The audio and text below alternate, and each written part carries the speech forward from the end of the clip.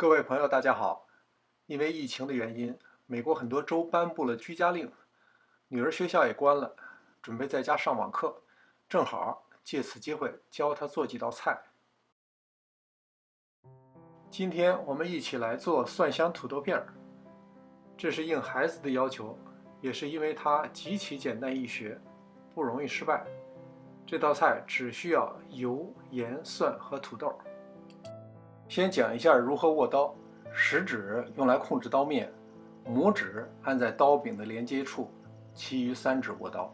蒜要放在刀头，拍的这下要控制好力度。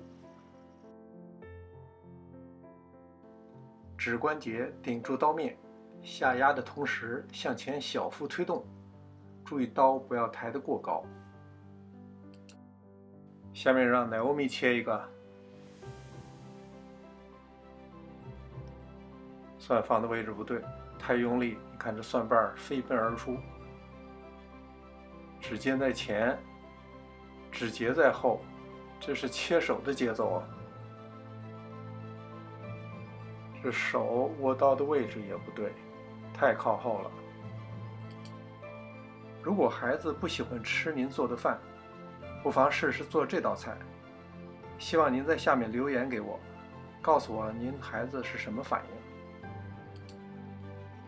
土豆切成2毫米左右的片儿，太薄、太厚都不太好。太薄了容易炒碎，太厚了不容易炒熟。让奶欧米来切一下，注意圆的东西容易滑。哇，看说了就滑一下。这个像土豆啊、红萝卜呀、萝卜呀，都是在切的时候一定要小心，它特别容易滚动，容易切到手。土豆片切好了以后啊，要放在水里边泡5分钟就可以，别泡时间太长。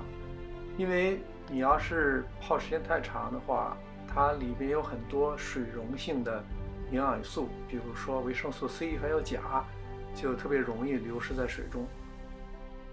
锅热以后放油，土豆比较吃油，下锅后慢慢翻炒，以防止粘锅，最好用不粘锅。只要土豆不粘锅，大火没问题。土豆变色快熟的时候再放盐，避免土豆过早变软。土豆变黄出锅前放入蒜末。这道菜是不是太简单了？不过在 party 上，不管有什么山珍海味，这道简单的香气四溢的土豆片总是最早被孩子们抢光。